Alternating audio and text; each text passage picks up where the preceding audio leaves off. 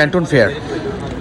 আমি এখন Canton fair অডিটোরিয়ামের ভিতরে এবং যাচ্ছি আমার নির্ধারিত স্টলে। আমি যে স্টল ভিজিট করব।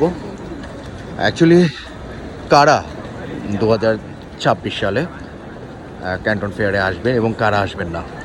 মূলত যারা নতুন কোনো কিছু শিখতে চান এবং আইডিয়া নিতে চান তারা কখনো ক্যান্টন ফেয়ারে আসবেন না, কারণ হচ্ছে এখানে বড়দের জন্য, যারা পুরাতন বিজনেসম্যান তাদের জন্য। তারা এসে এখানে বিভিন্ন স্টলে তারা অর্ডার করে চলে যায়। আর আইডিয়া নেওয়ার জন্য আসতে পারেন হোলসেল মার্কেটে। গুয়াংজোতে অনেক হোলসেল মার্কেট আছে, হোলসেল মার্কেট থেকে অনেক আইডিয়া নিতে পারেন। তবে শুধুমাত্র ট্রাভেল এজেন্সির কথা শুনে এখানে ক্যান্টন ফেয়ারে দেখতে বা দেখতে পারেন, বাট শিখতে এবং আইডিয়া নিতে না আসাই বেটার, কারণ এখানে আসলে হতাশ হবেন। নতুনদের জন্য এটা না, এবং এখানে শেখার কিছু নেই। যদি ভিজিটে আসতে চান তাহলে আসতে পারেন। সবাই অনেক ভালো থাকবেন।